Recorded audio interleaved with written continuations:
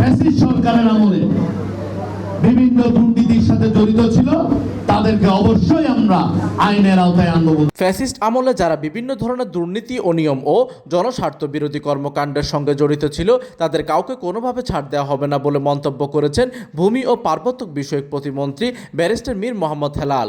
তিনি বলেন, শহীদ রাষ্ট্রপতি জিয়াউর রহমান বীর উত্তম ছিলেন একজন বাংলাদেশের স্বাধীন সার্বভৌমত্ব ও বহুদলীয় গণতন্ত্র অন্যতম রূপকার।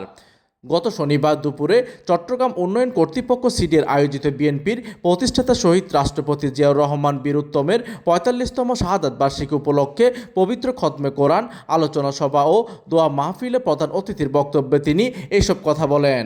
সরকারের আমলে বিভিন্ন দুর্নীতির সাথে জড়িত ছিল, তাদেরকে অবশ্যই আমরা আইনের আওতায় আনব। বন্ধু, এইখানে কোনো ধরনের ছাড় হবে না। উক্ত অনুষ্ঠানে বিশেষ অতিথি হিসেবে চট্টগ্রামের বিভিন্ন আসনের সংসদ সদস্যরা উপস্থিত ছিলেন। এছাড়া চট্টগ্রাম উন্নয়ন কর্তৃপক্ষের চেয়ারম্যান, চট্টগ্রাম ওয়াসার পরিচালক, বিভিন্ন সরকারি প্রতিষ্ঠানের কর্মকর্তা, স্থানীয় রাজনৈতিক নেতৃবৃন্দ ও গণ্যমান্য ব্যক্তিবর্গরা অংশ নেন। আলোচনা শেষে শহীদ রাষ্ট্রপতি জিয়াউর রহমান আত্মার মাগফিরাত কামনায় এবং দেশ ও জাতির কল্যাণে বিশেষ দোয়া ও মোনাজাত অনুষ্ঠিত হয়। প্রতিনিধির তথ্য ও পাঠানো চিত্রে ডেস্ক নিউজ, দিগন্তের বার্তা 24, চট্টগ্রাম।